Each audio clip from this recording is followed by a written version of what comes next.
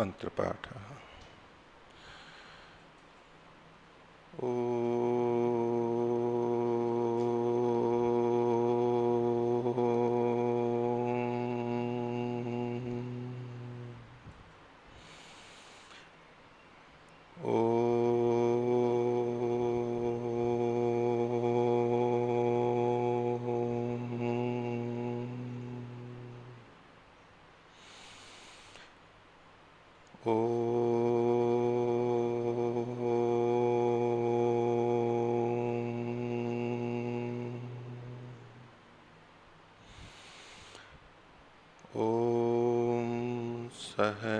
सहनाववतु सहनौ भुनक्तु सह वीर्यं करवावहै तेजस्विनावधीतमस्तु मा विद्विषावहै। ओम शांति शांति शांति।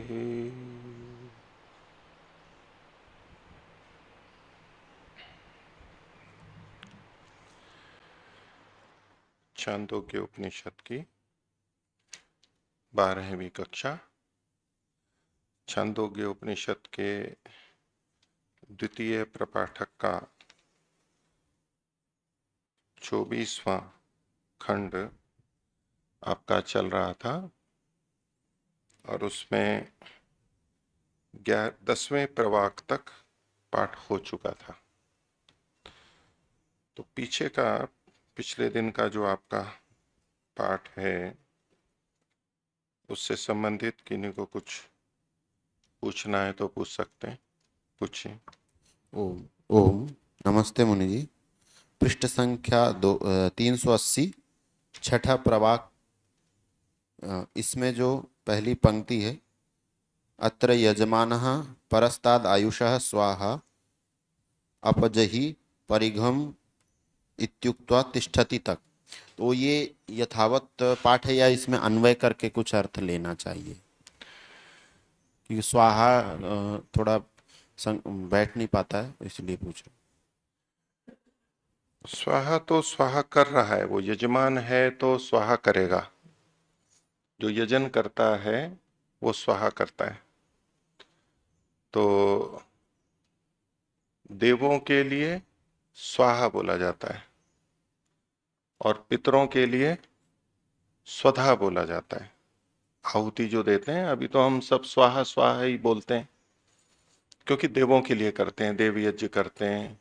तो शास्त्रों की दृष्टि से जब पितरों के लिए होता है तो स्वधा शब्द बोला जाता है और देवों के लिए होता है तो स्वाहा बोला जाता है। तो ये यजमान है, यज्ञ कर रहा है और विभिन्न देव आप देख ही रहे हैं, आ रहे हैं, ये देवतावाची शब्द हैं। तो स्वाहा तो उसको करना ही है, ठीक है। लेकिन ये परस्ताद आयुषः, इसका जो फल आगे मिलने वाला है वो बाद में होने वाला है, उसके लिए ये क्रिया कर रहा है। दो तरह के फल होते हैं, एक दृष्ट फल होते हैं, दूसरे अदृष्ट फल होते हैं। दृष्ट का मतलब जो हमें दिखाई देते हैं इसी जन्म में, और अदृष्ट का मतलब होता है जो हमें दिखाई नहीं देते। तो दिखाई नहीं देते लेकिन वो होते हैं। जो जिनके दृष्ट फल नहीं होते हैं तो अदृष्ट फल होते हैं, ये परिकल्पना की जाती है, ये माना जाता है, शास्त्र की शैली है। और इसीलिए अदृष्ट शब्द हमारे कर्माशय के लिए भी प्रयोग किया जाता है। अदृष्ट वशात हो गया ये, अर्थात जो हमने कर्म किया उसका फल यहां नहीं आया लेकिन वो कर्माशय में चला गया, और कर्माशय में चला गया तो अभी हमें जब उसका फल मिलेगा तो ये नहीं दिखता कि ये कर्म और ये इसका फल, आपस में संबंध नहीं जुड़ता है। अन्य कर्मों में तो हमने किया और ये फल आया, तो कर्म और फल या परिणाम प्रभाव जो भी कुछ कहें उसका हमारे को संबंध मिलता है, कारण कार्य संबंध दिखता है। लेकिन जहां कर्म तो कर रहे हैं लेकिन कुछ दिख नहीं रहा है वहां पर परिणाम फल, और बाद में लेकिन वो आएगा। जब बाद में आएगा तब कर्म नहीं दिखाई दे रहा है कि कर्म तो है ही नहीं, ये फल कहां से आ गया। तो कर्म के समय फल नहीं दिख रहा है और फल के समय कर्म का पता नहीं चल रहा है, पीछे कब का है, ये कैसा है। तो वो अदृष्ट कहलाता है। ठीक है, तो कर्म अदृष्ट के लिए भी होता है, और जहां दृष्ट फल नहीं होता है तो वो कर्म अदृष्ट के लिए होते हैं। ये चर्चा है, वैशेषिक में भी ये विषय आया है। उसको हमें अदृष्ट के लिए मानना है, क्योंकि शास्त्र में उस कर्म को करने का उल्लेख किया है, तो निष्फल नहीं होता है। यहां फल नहीं दिख रहा है तो ये विश्वास करके चला जाता है कि ये अदृष्ट के लिए होगा।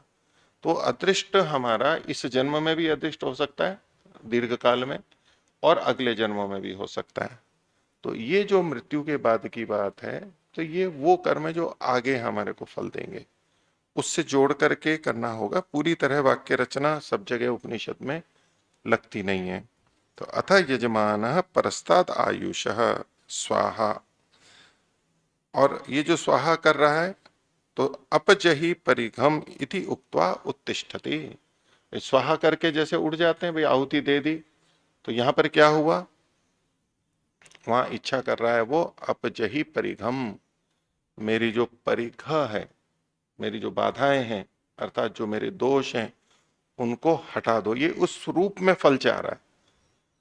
जो दोष हैं उसको पता है मेरी न्यूनताएं ये हैं, मेरे वो दोष दूर हो जाएं। कुछ दोष होते हैं जो इस जन्म में दूर ही नहीं हो सकते, पिछले कर्मानुसार ऐसे बन गए हैं कि वो दूर नहीं हो पाते हैं, बहुत से दूर भी हो सकते हैं।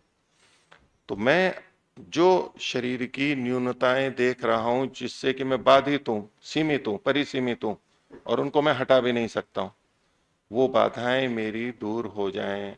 अपजहि परिघम, परिघा बोलते हैं अर्गला को, रुकावट को, अड़चन को। दरवाजा है और वो बंद है, और उसमें अड़चन लगा दी, यानी कुंडी लगा दी, वो कुंडी हटा दो। अपजहि परिघम इति उक्त्वा उत्तिष्ठति, ऐसा करके वो उठ जाता है, आगे बढ़ता है।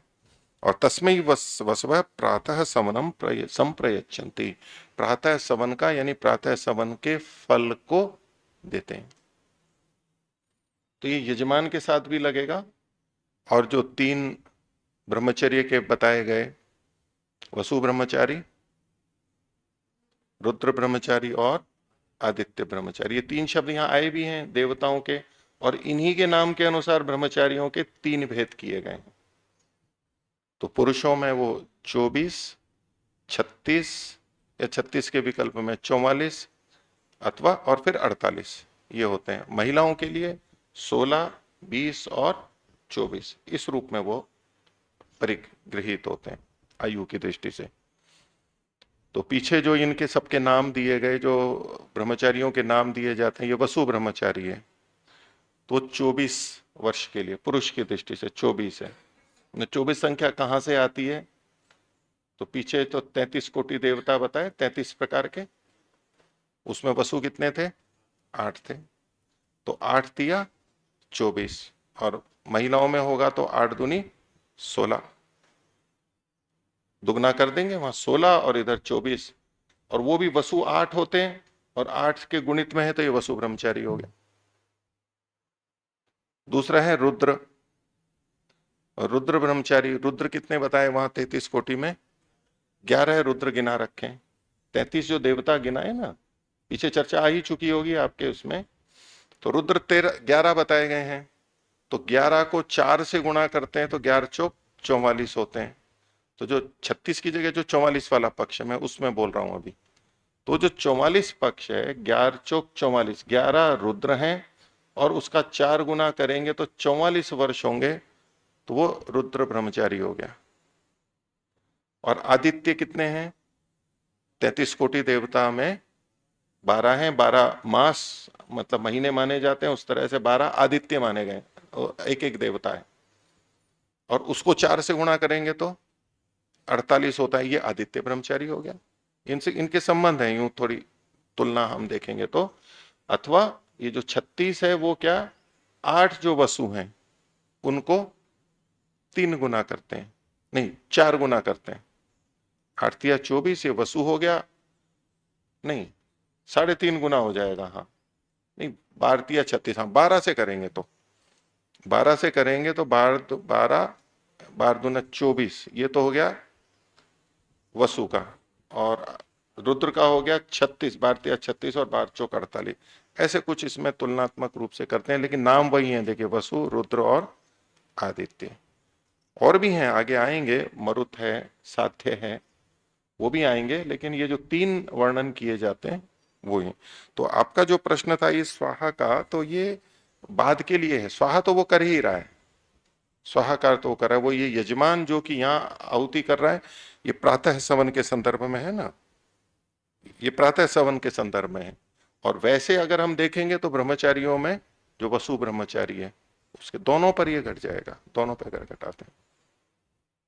और कुछ किसी को पूछना है? बोलिए। वो नमस्ते मुनि जी। हाँ, पृष्ठ संख्या 374, जो धर्म के 3 स्कंद बताए। थोड़ा सा जोर से बोलिए। 374 पर धर्म के 3 स्कंद, यहाँ पर जो ब्रह्मचर्य के लिए बताया कि तृतीय अत्यंतम आत्मानम आचार्य कुलम हाँ, अवसादन। हाँ, तो इसमें कहा कि अत्यंत दुख पाता हुआ आचार्य कुल में विद्या ग्रहण करे। दुख पाता हुआ, तो इसमें जैसे अत्यंत, उसको दुख पाने जैसा कह सकते हैं, लेकिन वो दुख पाना नहीं है। उसका तात्पर्य ये नहीं है कि दुखी हो। वैसे तो दुख पाया जाता है। सबसे अधिक कष्ट कहाँ होता है?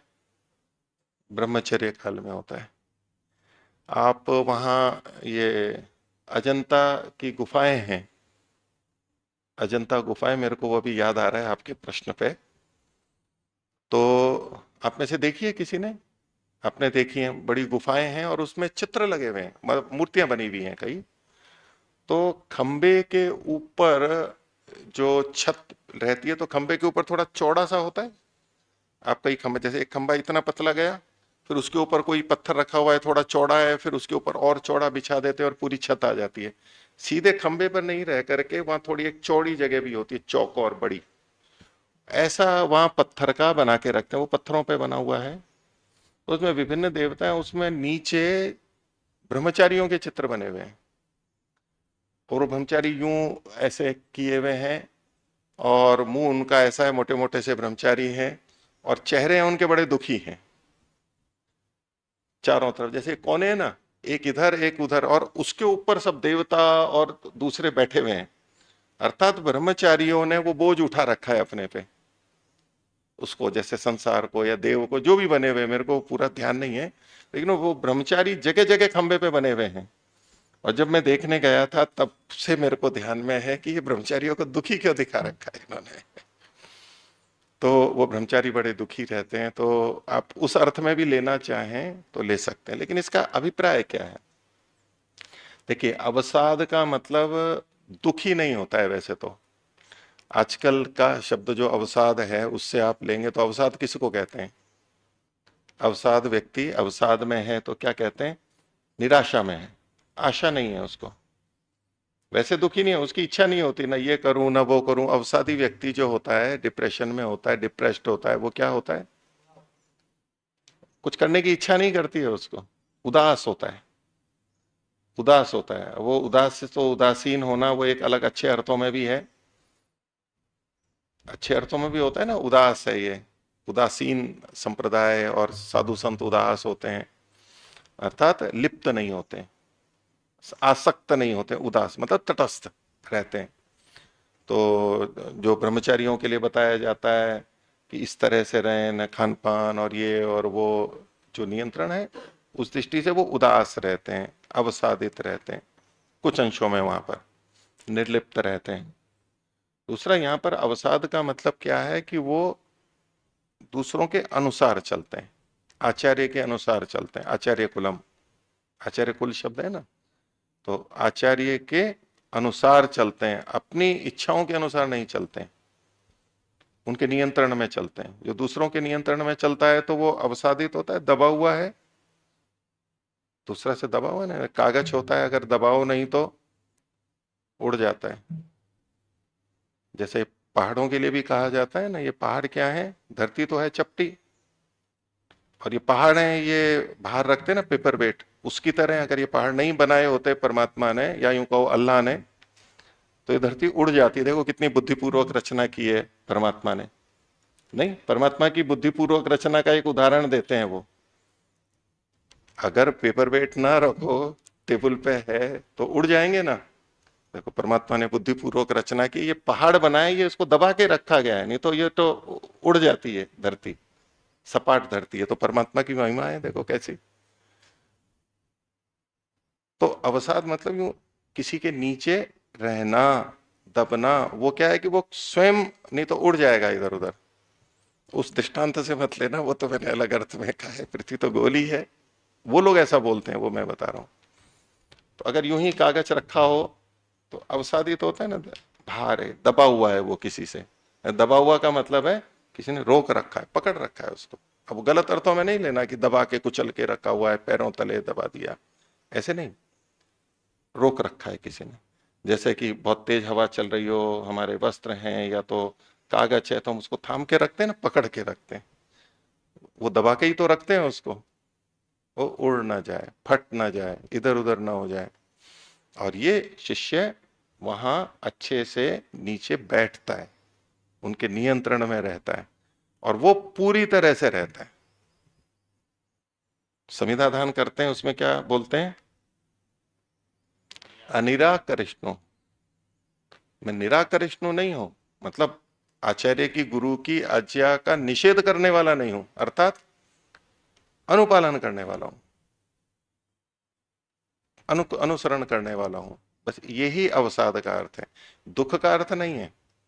लेकिन देखो, तपस्या तो है, उसको आप कष्ट के रूप में भी देख सकते हैं, लेकिन ये निंदित कष्ट नहीं है, दुखी वाला कष्ट नहीं है।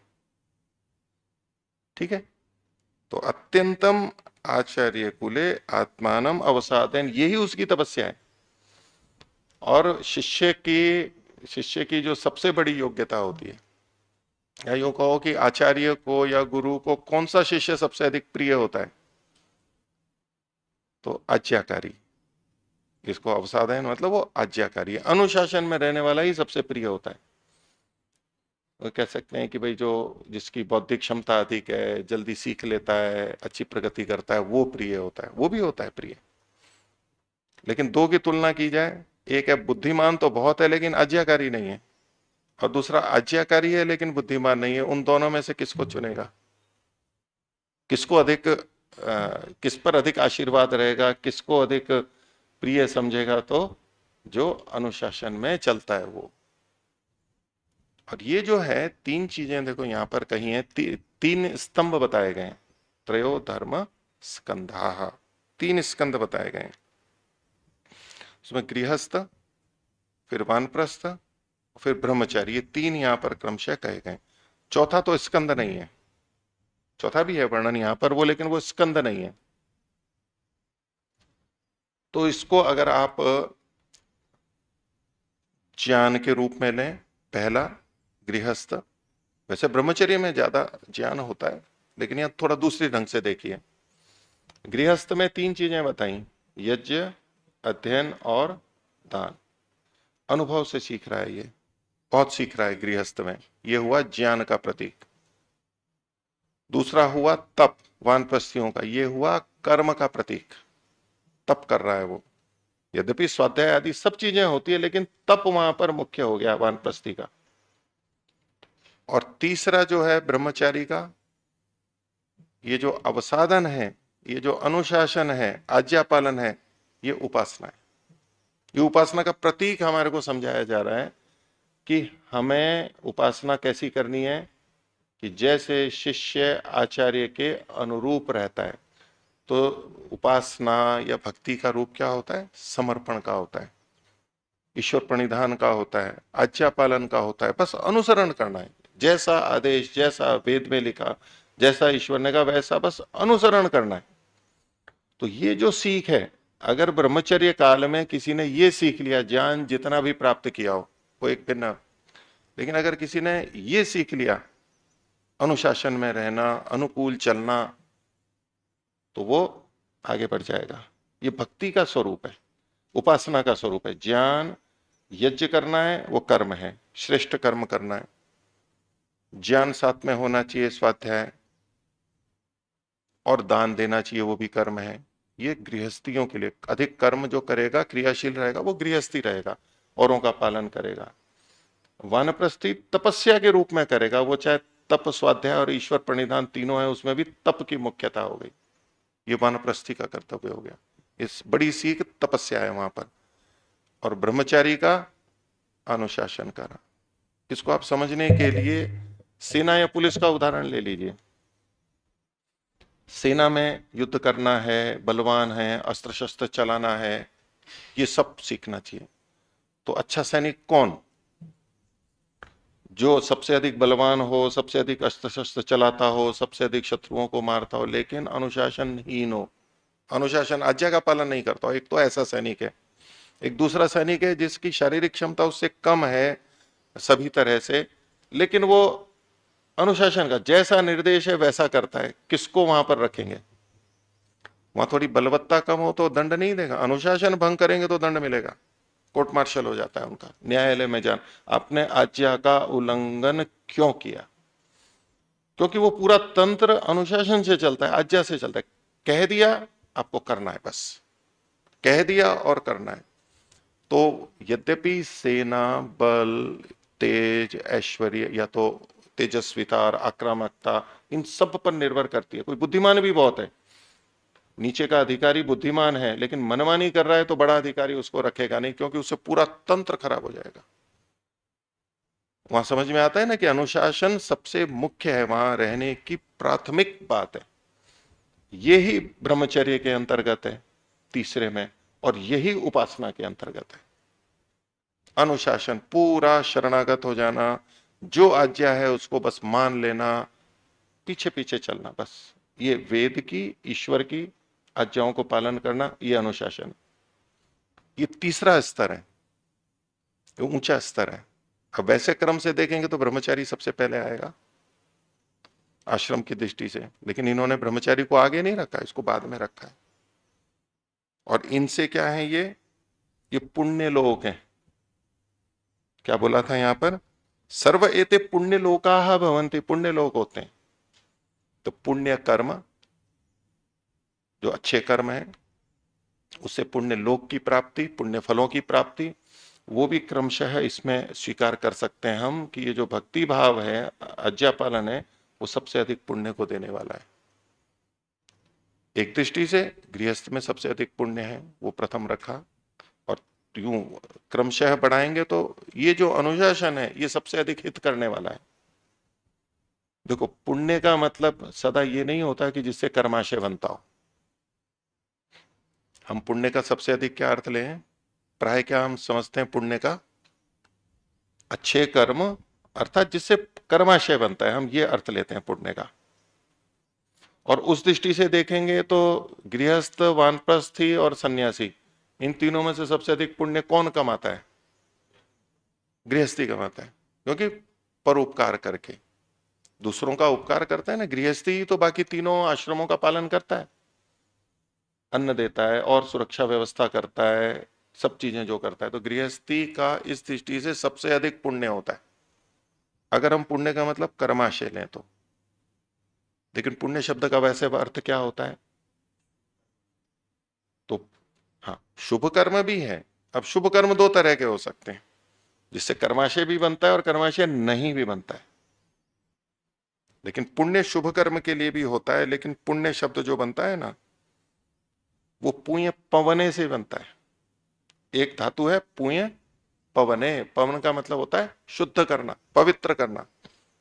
जिससे पवित्र शब्द बनता है जो धातु, तो जो पवित्र करता है वो पुण्य है। अब कर्माशय वाला अर्थ मत लीजिए, जो पवित्र करता है वो पुण्य है, ये अर्थ ले लीजिए। इसके लिए उनादि कोश में महर्षि दयानंद ने लिखा है, उनादि कोश 5:15, पवते पवित्रो भवति। पवते, इसका पुण्य का मतलब पवते, पवते को ही खोल दिया, पवित्रो भवति। पवित्र शब्द हम अधिक अच्छे से समझते हैं। पवते पवित्रो भवति ये न तत्पुण्यम, जिससे हम पवित्र होते हैं उसको पुण्य कहते हैं। अब पवित्र होना मतलब समझते हैं आप सभी, मलिनता दूर हो रही है, शुद्धि आ रही है, गंदगियां दोष दूर हो रहे हैं, अच्छाई आ रही है, इसको कहते हैं पवित्र होना। तो जिससे हम पवित्र होते हैं उसको पुण्य कहते हैं। अब उसका सीधा ये अर्थ नहीं है कि जिससे कर्माशय बनता है, कर्माशय नहीं लेना है पुण्य। हाँ, अच्छे कर्मों से अच्छा कर्माशय बनता है, उससे भी हम पवित्र होते हैं। लेकिन जो हमारे संस्कार बनते हैं, जिससे भले ही कर्माशय नहीं बन रहा है, जो भी कर्म है वो सब पवित्र करने वाले। तो इसीलिए तो जो कोई वानप्रस्थी तप कर रहा है, दूसरे का कोई भला नहीं कर रहा है, स्वयं में तप कर रहा है। वो तप चाहे ब्रह्मचर्य का कर रहा हो, चाहे प्राणायाम का कर रहा हो, चाहे खान पान का कर रहा हो, और वस्त्र आदि का तप कर रहा हो, दिनचर्या का तप कर रहा हो, जो भी तप कर रहा है उससे कोई कर्माशय नहीं बन रहा है उसका, लेकिन वो पवित्र हो रहा है। ये पवित्र धाम को पहुंच रहा है ना। ये सर्वे एते पुण्य लोकाः भवन्ति। तो वानप्रस्थी तो तप कर रहा है अकेले में, दूसरों का परोपकार नहीं कर रहा है। अभी परोपकार तो छोड़ के आ गया, वो गृहस्थी में परोपकार करता था, उन कर्मों को छोड़ के आ गया। अब तो थोड़ा बहुत कोई परोपकार कर दे या हो जाए तो बात अलग है, नहीं तो वो तो तप कर रहा है। तो जब तप कर रहा है तो उससे पुण्य कैसे बन रहा है? तो पुण्य का मतलब कर्माशय नहीं है, पवित्र हो रहा है वो। ऐसे ही आचार्य की आज्ञा का पालन, अत्यंतम आचार्य कुले आत्मानम अवसादयन, ये जो आज्ञा का पालन है इससे पवित्र हो रहा है वो। शरीर से आज्ञा पालन कर रहा है, वाणी से, मन से नियंत्रित हो रहा है, अपने आप को संयमित कर रहा है, अपना निर्माण कर रहा है। ये जो पवित्र होना है, दोषों से बच जाएगा वो, स्वयं ऐसी सामर्थ्य आ जाएगी। तो ये भी पवित्र कैसा है ना, पुण्यलोक का मतलब ऐसे पवित्र होना है। और गृहस्थी भी जो यज्ञ, अध्ययन और दान, इसमें जो अध्ययन है, स्वाध्याय कहो आप, अध्ययन, उसमें तो सीधा कोई पुण्य नहीं होता है। यज्ञ में तो फिर भी कर लें, और यज्ञ भी जो नित्य यज्ञ करते हैं हम, उससे तो कोई पुण्य की बात नहीं है ऐसी। हम अपना नित्य कर्म कर रहे हैं, अधिक करेंगे तो वो पुण्य की बात है। दान से पुण्य बनेगा, लेकिन अध्ययन से तो ऐसा पुण्य नहीं होता। लेकिन जो पहला स्तंभ है गृहस्थ का, उसमें 3 बातें बताई गई, और 3 में स्वाध्याय भी लिखा है। उसको आप कर्माशय से कैसे जोड़ेंगे? नहीं, वो ये पवित्र करने वाले अर्थ से होगा। तो पुण्य का मतलब होता है जिससे हम पवित्र होते हैं, जिसके द्वारा पवित्र होते हैं उसे पुण्य कहते हैं। ये अर्थ आपको सब जगह घटेगा, तीनों स्कंदों में और उसके हर भाग में ये घट जाएगा। तो तत्पुण्यम सुकृतो धर्मो वा, सुकृत अच्छा कर्म, ये भी महर्षि ने बोला। धर्म उसको भी कहा, जो भी धारण करने वाला है वो सब पुण्य को करने वाला है, कर्माशय बने या ना बने।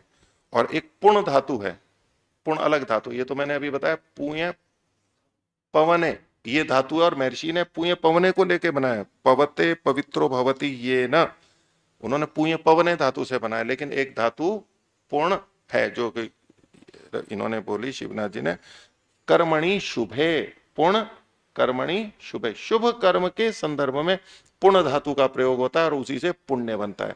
तो पुण्य का मतलब शुभ कर्म कह लो। महर्षि ने सुकृत शब्द भी लिखा, तो शुभ कर्म सुकृत एक ही बात है। ठीक है, ये पुण्य लोक होते हैं। ये जो 3 स्कंद हैं, आपने इसमें बहुत एक भ्रांति होती है। यहां जो लिखा है ना, त्रयो धर्म स्कंधा यज्ञो अध्ययनम दानम इति, तो कौन कौन से स्कंद हुए? 3 धर्म के, यज्ञ 1, अध्ययन दूसरा, और तीसरा दान। ये 3 धर्म के स्कंद हैं। ऐसा बहुत लोग बोलते हैं, ऐसा लिखा हुआ भी मिल जाएगा आपको। ऐसा नहीं करना है। इति यहां रुका हुआ नहीं है, इति प्रथम स्कंद, ये पहला स्कंद है। इन 3 को मिला करके स्कंद है 1, बाकी तो 2 आगे हैं। समझ गए इस बात को? आपने निकट भविष्य में सुना कहीं जहां धर्म के 3 स्कंद में यज्ञ, अध्ययन और दान, इन 3 को गिनाया गया हो? निकट भविष्य में आपने सुना है? एक निकट भूत में, भविष्य में नहीं, निकट भूत में। अभी हमारा जिस दिन उपनयन और वेदारंभ संस्कार हुआ था, उस समय के एक प्रवचन में एक वक्ता ने यह बोला था कि धर्म के 3 स्कंद हैं, यज्ञ, अध्ययन और दान। ये निकट भूत की मैं बता रहा हूं आपको। आपको और जगह भी बोलते हुए मिल जाएंगे। आपको हमेशा सावधानी रखनी है, ये 3 स्कंद नहीं है, ये 3 नहीं है, ये तीनों मिला करके एक स्कंद है। इति प्रथम, ऐसा अर्थ लेना है।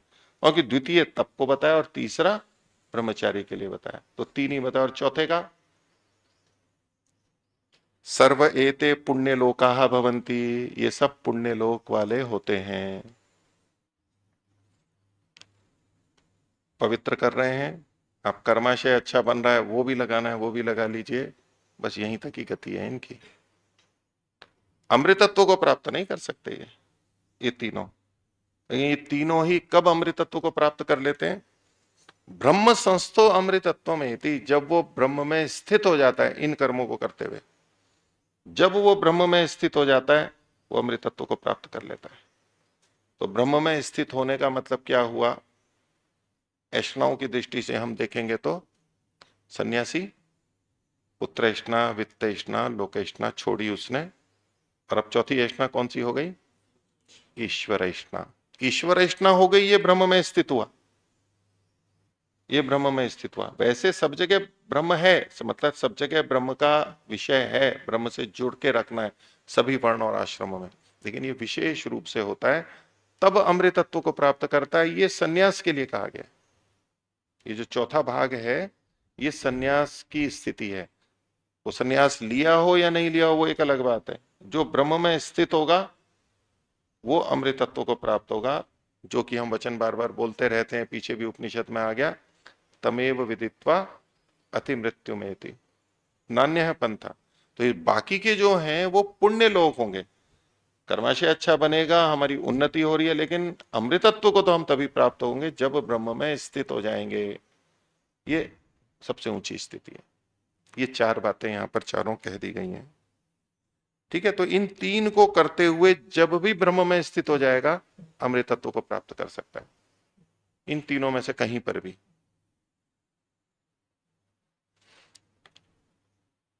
हो गया? और किसी को पूछना है? देखो ये जो 3 है ना, तो इसको हमने ज्ञान, कर्म और उपासना की दृष्टि से देखा। वैसे ब्रह्मचारी को ज्ञान के रूप में देखते हैं, ज्ञान सबसे अधिक प्राप्त करता है, लेकिन गृहस्थी का ज्ञान नहीं। हाँ, और तपस्वी वो कर्म हो गया, और भक्ति जो है वो ब्रह्मचारी जो अनुशासन में रहे। तो एक तरफ है पुण्य की दृष्टि से जो कर्माशय है, उस दृष्टि से देखें तो गृहस्थी का सबसे अधिक पुण्य वो प्रथम स्कंद में बता दिया। फिर तपस्या का हो गया, वानप्रस्थी वो भिक्षा ले भी सकता है दे भी सकता है, दोनों है उसके अंदर, और ब्रह्मचारी तो केवल लेता ही है। तो उस दृष्टि से पुण्य कर्माशय की दृष्टि से गृहस्थ में सबसे अधिक पुण्य, वानप्रस्थ में उससे कम पुण्य, और ब्रह्मचर्य में सबसे कम पुण्य कर्माशय की दृष्टि से। और शुद्धि की दृष्टि से हम देखेंगे तो गृहस्थ में सबसे कम शुद्धि होगी, वानप्रस्थी में उससे अधिक शुद्धि होगी, पवित्रीकरण होगा, और ब्रह्मचर्य में सबसे अधिक शुद्धि होगी। वो सबसे अधिक शुद्धि का काल है, जन्म जन्मांतर से कहां से जन्म लेकर के आए, उस समय संस्कारों को बदलना, नए संस्कार डालना, ये मनुष्य में सबसे अधिक पवित्र करने वाला काम या जब कर सकता है व्यक्ति, वो ये बाल्यावस्था ब्रह्मचर्य का काल है। बाद में बदलना बहुत कठिन होता है। इसको जिसने अच्छे से कर लिया तो उसका जीवन में अच्छे से अच्छा हो जाता है। तो उस दृष्टि से देखेंगे तो ये भी क्रम है। गृहस्थी में सबसे कम पवित्र होता है, पवित्र वहां पर भी होगा लेकिन सबसे कम, क्योंकि वो भी पुण्य लोग है। पवित्र गृहस्थी में भी होगा नियमानुसार है, तो वानप्रस्थी भी पवित्र होगा, वो गृहस्थी से अधिक पवित्र होने की स्थिति है वानप्रस्थी की, और ब्रह्मचारी की पवित्र होने की सबसे अधिक स्थिति है। इसको हम दूसरे शब्दों में जब देखते हैं कि बच्चे कोई हम मनुष्य जीवन में सबसे अधिक कब सीखते हैं, तो मातृमान, पितृमान, आचार्यवान, पुरुषो वेद, मतलब 3 हमारे गुरु मुख्य रूप से हो गए। तो बच्चा सबसे अधिक कब सीखता है? माँ के पास सबसे अधिक सीखता है, सबसे अधिक संस्कार, क्योंकि वो समय ही ऐसा है कि सब कुछ सीखता जाता है, सीखता जाता है। पिता से उससे कम सीखता है, गुरु से उससे कम सीखता है। वैसे तो दिखने में लगेगा गुरु ने बहुत पढ़ाया, माँ ने तो कोई ग्रंथ नहीं पढ़ाए, लेकिन जो अंदर के संस्कार हैं वो सबसे अधिक बाल्यावस्था में जाते हैं। वो अच्छा किसी का बीत गया, माता पिता ऐसे मिले, महर्षि ने लिखा है ना, वो बहुत पुण्यात्मा है जिनके माता पिता धार्मिक, आचारवान, शीलवान। अगर किसी बच्चे को ऐसे मिल रहे हैं उनके माता पिता, अपने आप में बहुत पुण्य की बात है, सबसे अधिक पुण्य की बात है ऐसे माता पिता मिले, और उसका चूंकि लाभ बहुत ज्यादा है। तो उस दृष्टि से सबसे अधिक पवित्रीकरण हमारा बाल्यावस्था में होता है। हमारी भी स्थिति ऐसी होती है, बौद्धिक स्थिति, सीखने की स्थिति, और उस समय जो एक दिशा पकड़ ली हमने, अधिकांश वो चलती रहती है। बदलने को कभी भी बदला जा सकता है, उसका निषेध नहीं है, लेकिन प्रमुखता वहां है। तो इसलिए पवित्रीकरण सबसे अधिक ब्रह्मचर्य काल में होता है। ये अधिक पुण्यप्रद है, अधिक पवित्र करने वाला है। ठीक है। तो अच्छा, एक आपका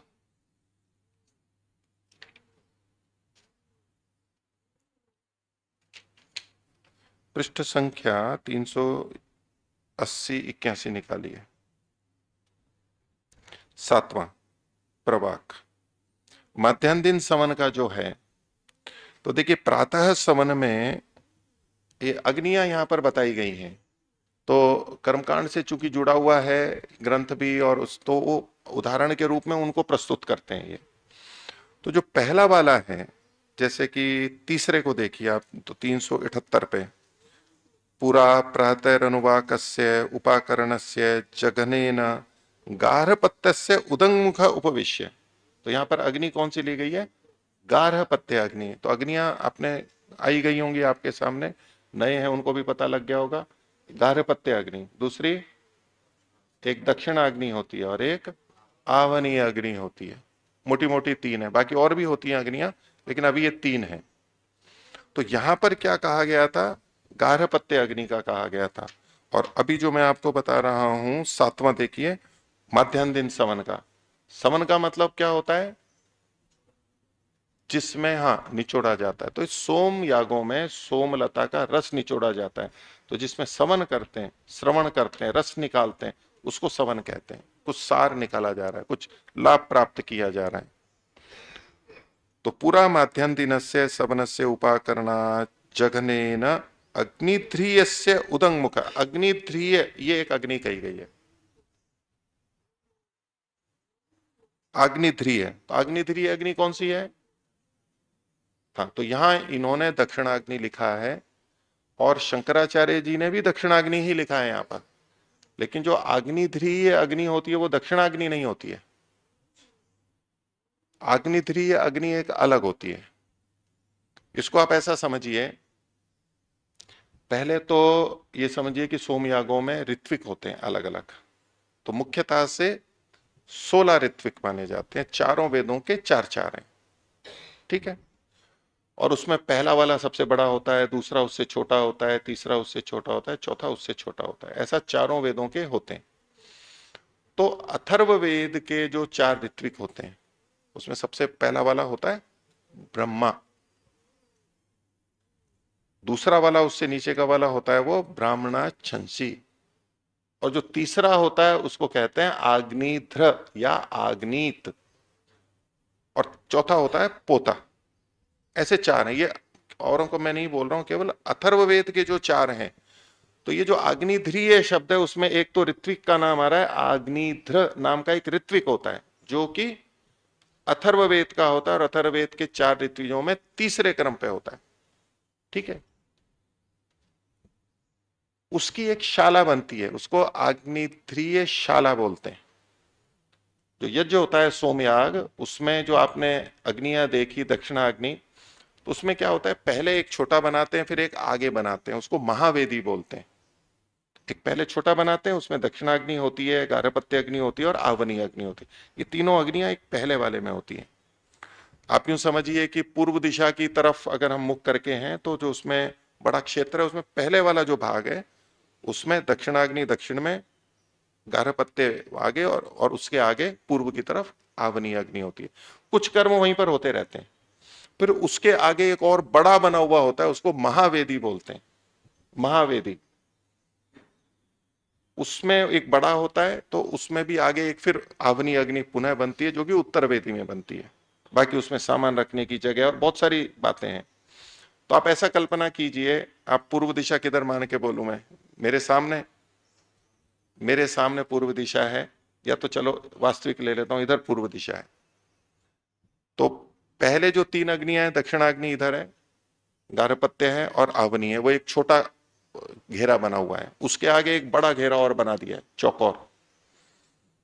उसमें सबसे उधर पूर्व की तरफ एक उत्तर वेदी होती है, उस महावेदी में एक उत्तर वेदी होती है, एक पीठ जैसी, और उसमें आवनी अग्नि होती है जिसमें आहुतियां दी जाती हैं।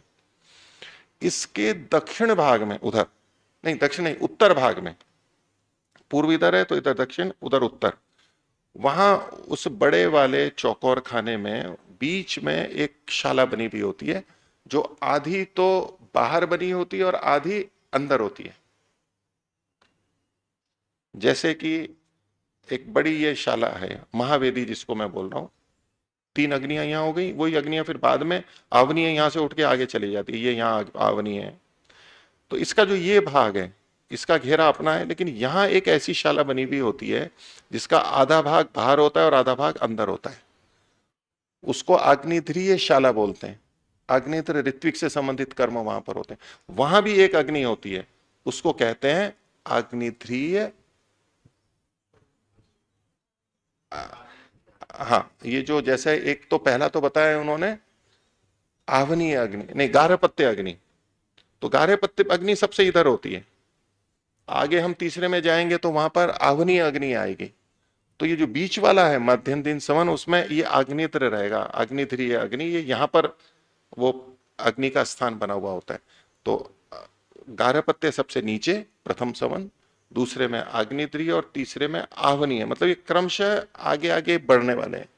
तो अच्छा, प्रथम सवन प्रारंभ में होता है, मध्यम दिन सवन, और तृतीय सवन मध्याह्न के बाद में या सायंकाल रात्रि में होता है। ये 3 क्रम है, ये क्रमशः उत्तरोत्तर है। और उसमें आप आगे भी देखेंगे, आ भी चुका है कि प्रथम सवन है वो ब्रह्मचर्य की दृष्टि से वसु ब्रह्मचारी का होगा, माध्यान्ह दिन सवन होगा वो रुद्र ब्रह्मचारी की दृष्टि से होगा, और तीसरा जो सवन होगा वहां पर आदित्य हमारे को मिलेगा। अर्थात ये क्रमशः ऊपर की स्थितियां हैं। तो जो गार्हपत्य अग्नि है उसके आगे आग्नेत्रीय, उससे ऊंची, और फिर आवनी है। तो ये जो आग्नेत्रीय है ये दक्षिणाग्नि नहीं है। दक्षिणाग्नि तो गार्हपत्य के बगल में यहां पर होती है, ऊपर नहीं है। ये क्रमशः ऊपर की तरफ जाने वाले हैं। तो यहां इन्होंने ये आग्नेत्रीय का मतलब दक्षिणाग्नि लिखा है, और शंकराचार्य जी ने भी लिखा है उनके संस्कृत भाष्य में। लेकिन कर्मकांड की दृष्टि से देखेंगे तो मुझे तो ये समझ में आता है, आग्नेत्रीय अग्नि जब है इसी नाम से, तो हम उसको क्यों ना स्वीकार करें, दक्षिणाग्नि को क्यों लें हम। ठीक है, हाँ, पूछना है कुछ, बोलिए। ओ नमस्ते मुनि जी। तो स्रोतों में देखने से ऐसा भी लगता है कि सभी ऋतुजों की भी अपनी अपनी अग्नि होती है, वो और अलग उनके बिंदु है उनको, और एक धिष्ण्याग्नि भी होती भाई। है। उनको क्यों बोल रहे हो, उन अच्छा, अग्नियों को बोलने का अभी प्रयोजन क्या है? आप इससे संबंधित बात तो बोलो, कुछ इस पूछना है तो, या कहना है तो तो। आग्नेत्र की पहचान के लिए जो प्राइश ग्रहण करता है, आग्नेत्र करता है। तो अग्निद्र ऋत्विक से जुड़ा हुआ है ना, हाँ मैंने सबसे पहले ऋत्विक बोल के बताया ना। हाँ और उससे संबंधित ये शाला भी है, और उससे संबंधित अग्नि का स्थान है। हाँ, ठीक बस वो इतनी सी बात है। ठीक है। मतलब प्राइश ग्रहण करने वाला मुख्य यही होता है, आग्नेत्र होता वो सब विषय अभी मत लाओ, प्रैश और ये और वो, ये कर्मकांड का पूरा विषय नहीं है ना। ठीक है, श्रोत ग्रंथ जब पढ़ते हैं या मीमांसा पढ़ेंगे तब वो विषय, अभी केवल इतना सा रखो कि ये जो अग्निध्रीय है ये बीच वाला, ये दक्षिणाग्नि नहीं है। मैं केवल इतना सा आपको बता रहा हूं, बाकी फिर कर्मकांड में जोड़ेंगे तो बहुत सारी बातें आपको समझानी पड़ेंगी। उन शब्दों को मैं बोलूंगा, उन प्रक्रियाओं को देखेंगे, वो अभी यहाँ का विषय नहीं है। और ये जो है 7वां तो हमने ये देख लिया, अग्नित्रीय। और उसके अलावा आप 9वां देखिए, या तो एक एतास्मी शब्द है यहाँ पर। ठीक है, एतास्मी 9वां देखिए। जैसे ये माध्यान्ह दिन सवन का है, पीछे भी ये आया हुआ है। अत्र, चलिए मैं यहीं पर ही दिखा देता हूं आपको, चौथे में, पांचवे में आया ना, एष वै यजमान से लोक एतास्मी। एतास्मी एक शब्द आया हुआ है यहाँ पर। तो ये जो एतास्मी है, इसमें एतास्मी, ये जो एतास्मी है ये लुट लकार का प्रयोग है। क्या है? लुट लकार। लकार होते हैं अलग अलग, लट आदि, तो उसमें लुट लकार है। और लुट लकार होता है अनद्यतन, भविष्य के लिए होता है, भविष्य बाद वाला। एक वो भविष्य होता है जो आज ही है, अद्यतन का, अभी हम बैठे हैं, सुबह है तो दोपहर वाला भी भविष्य है, शाम वाला भविष्य है। अभी से दिन में जो आगे का है अद्यतन भविष्य। और एक भविष्य होता है जो आज नहीं होगा, कल, अगले साल, 10 साल, अगले जीवन में, ऐसे अनद्यतन होता है। और उसमें भी दो तरह से हम देख सकते हैं, एक तो प्रत्यक्ष होता है, एक परोक्ष होता है। जैसे भूतकाल के लिए होता है अभी का भूतकाल, परोक्ष भूतकाल, अनद्यतन भूतकाल, जो आज का नहीं है ऐसा भूतकाल, और जिसको हमने कभी देखा नहीं है वो भूतकाल, परोक्ष। मैंने कहा महर्षि दयानंद हुए थे, श्री राम हुए थे, वो भूतकाल तो है और आज का भी नहीं है, अनद्यतन है, और साथ ही साथ वो कैसा है, परोक्ष है, हमारे से परे की बात है। ऐसे ही भविष्य का भी होगा। तो ये जो एतास्मी शब्द है ये लुट लकार का प्रयोग है जो कि अनद्यतन भविष्य को बताता है। ये जो मरने के बाद की भी जो बात आई ना, मरने के बाद में प्राप्त करेगा, तो ये परोक्ष में भविष्य के लिए कहा जा रहा है, अभी का नहीं है कि अभी मैं प्राप्त करूंगा।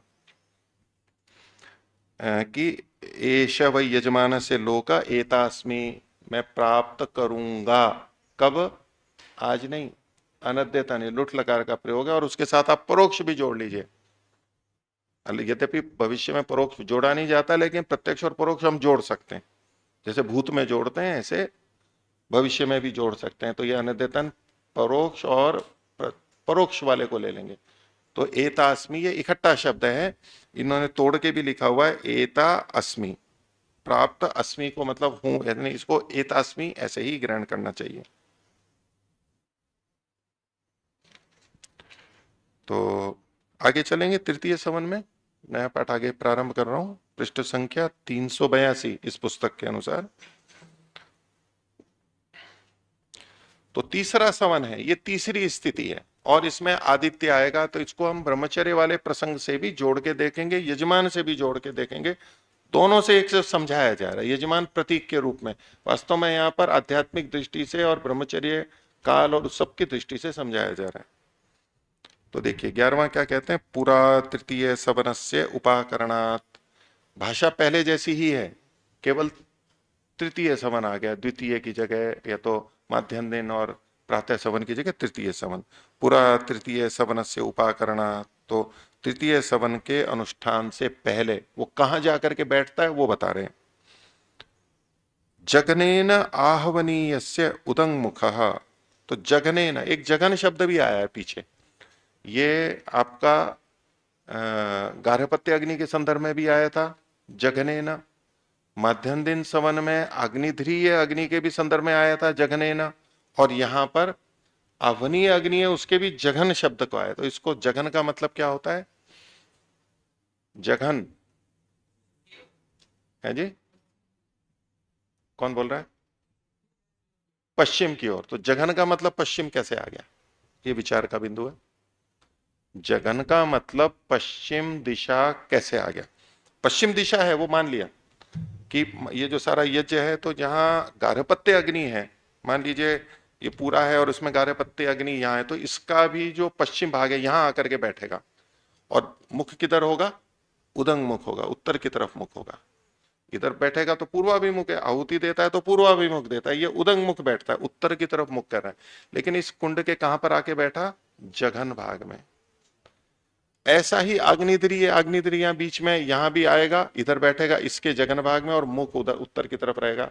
और ऐसे ही जब आगे तीसरे सवन में यहां आवनीय अग्नि है, वहां बैठेगा तो भी आवनीय अग्नि के जघन भाग में बैठेगा और मुख उत्तर की तरफ रहेगा। ये क्रम है सब जगह। तो आप एक दृष्टि से कह सकते हैं कि जघन मतलब तो पश्चिम भाग, लेकिन जघन का मतलब पश्चिम कैसे आ गया। जघन शब्द आपने और अर्थों में सुना हुआ है, जघन्य अपराध, जघन्य अपराध, जघन से जघन्य बनता है। तो जघन का मतलब होता है वैसे नीच, नीचा। अब जघन का मतलब नीचे भी कैसे हो गया, जघन का मतलब तो ये नहीं। एक शब्द आपने सुना है जंघा, जंघा सुना है, जांग बोलते थे, किसको बोलते हैं जांग, जंघा, इसको थाई को, घुटने से ऊपर के भाग को। वैसे आयुर्वेद में जंगा पिंडली को भी बोलते हैं, पिंडली को बोला जाता है जंगा, लेकिन जानु के ऊपर के भाग को ये बोलते हैं। तो ये हमारे शरीर का ऊपर का भाग है, नीचे का भाग है, नीचे का भाग है। तो ये जघन, ये शरीरावयव हुआ, शरीर का एक अंग हुआ, और वो कहां पर स्थित है? निचले भाग में। इसलिए जघन का एक अर्थ ले लेते हैं नीच या नीचा। बुरा नहीं होता है वो अर्थ, अच्छा है ये भी, लेकिन फिर भी एक तो सिर भाग हुआ, एक शरीर भाग हुआ, और एक नीचे का भाग हुआ।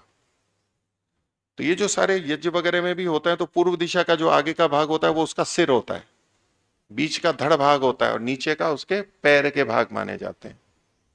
तो इधर जो नीचे का भाग होता है, तो सिर होता है पूर्व दिशा की तरफ, यज्ञ या यज्ञ वेदी का, और पैर होंगे फिर किस तरफ? अगर सिर पूर्व की तरफ सिर करके कोई लेटा हुआ हो तो पैर किधर आएंगे? पश्चिम की तरफ आएंगे। और उधर सिर है, और तो ये इसका नीचे का भाग होगा। तो जघन का मतलब वास्तव में तो नीचे का भाग है, पर वो सोया हुआ ही पूर्व दिशा की तरफ सिर करके है, तो वो नीचे का भाग पश्चिम ही तरफ आएगा, पश्चिम की तरफ ही आएगा, इसलिए पश्चिम अर्थ ले लेते हैं। हो गया, समझ में आ गया ना कि जघन का मतलब पश्चिम कैसे ले लिया। अब वो जो जघन्य है, अब पीछे कई बार विवाद भी हो गया था ना, बोले कि ये बहुत नीच है, तो बोले कि इनको नीच बोल दिया।